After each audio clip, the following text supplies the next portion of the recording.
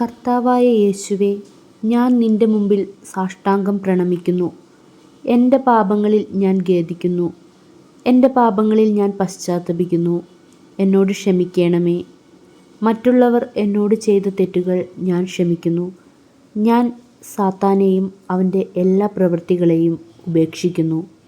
കർത്താവായ യേശുവേ, ഇന്നും എന്നേക്കും എന്നെ മുഴുവനായും നിനക്ക് നൽകുന്നു. യേശുവേ, എൻ്റെ ജീവിതത്തിലേക്ക് കടന്നു വരണമേ.